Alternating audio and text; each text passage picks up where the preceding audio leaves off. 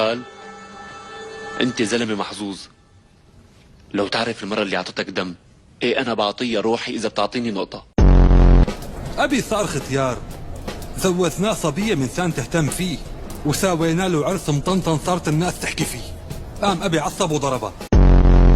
حكينا لك قصة صاحب الفلوكة الكميماتي؟ سمعتها معلم. ولا لا تكون طالع معه شي طلعة.